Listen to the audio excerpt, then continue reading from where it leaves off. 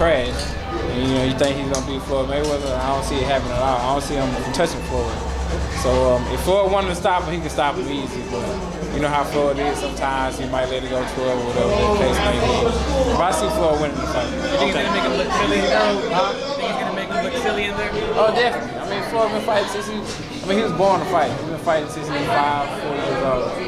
So, I mean, a guy who's been boxing for a year, I don't see him doing nothing with Floyd. Errol, if Floyd does, we're expecting him to dominate, but if he doesn't, does that spell bad news for boxing and its image? I don't think so. I mean, I don't expect Floyd to not lose a round. You know, I expect Floyd to win, and I expect Floyd if Floyd wanted to, he could stop him if he wanted to. I mean, this guy never went 12 rounds before. He never fought at a high pace before.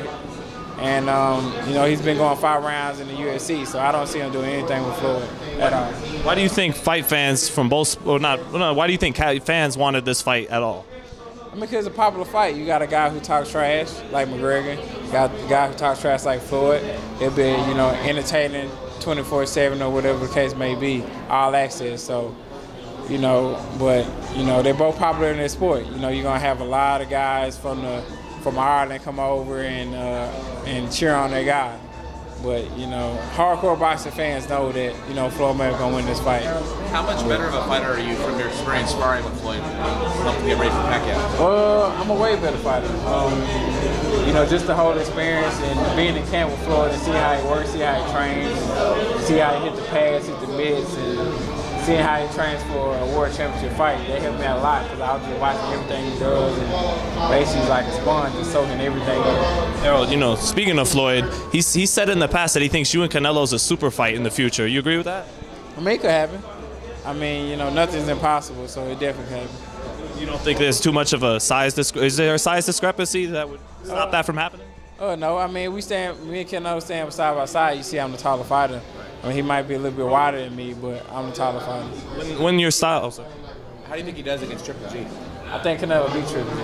You think he's just Triple G starting to fade a little bit, or Canelo's just a better fighter? I think Canelo's a better fighter. I think the weight, you know, him moving up in weight helps Canelo a lot. But I think he had to suck down to get to 154. And, you know, I think Canelo just beats him. Now, I think he's a better skilled fighter than him. You shared the ring with Kell Brook. You were in there. Some people, they say he quit. What is your thought on, like, I guess a fighter feeling the need to retire due to any kind of injury? You put a massive amount of pressure on him in them last couple of rounds. So what's your thought on the quitting thing? I don't know if he quit. I mean, nobody ever had their eye socket broke. I never had my eye socket broke before and had to fight through that, and somebody punched me in my eye socket. So I'm not going to say that he quit, but you know, that's a hard fight to judge. A lot of fans saying that he quit, but a lot of fans never been punched in a broken eye socket before. So I can't say that he quit or nothing like that. Only he know he was feeling. And, you know, we had judges, and I mean, we have doctors and stuff in the back of his mind saying that, you know, he could have went blind after other eye injury. You know, it's in the back of his mind, so, you know, he had to stop the fight. He said he feel like, you know, he could have died. So, I mean, it is what it is. Pacquiao horn winner? Huh? Would you like the Pacquiao horn winner? That. Yeah, definitely. Errol, a lot of the criticism that went towards Kell Brook was that he was a very overrated fighter. Yeah. Now that you've had close to 11 rounds with him, how does he gauge with everybody else, skill-wise, what you saw in there? I don't think he's an overrated fighter. Like, Kell Brook, he's a big fighter. Like, I mean, me and him, like, basically the same size. He was a little bit bigger than me, like, muscle mass-wise. We're basically the same size. I think he's like, probably the bigger fighter in the welterweight division. I don't think anybody's, you know, bigger than him. I think I'm probably the second most bigger fighter in the welterweight division. So, you know, he's a good fighter, and I rate him high. How far away do you think we are from a showdown with Keith Thurman for all the belts?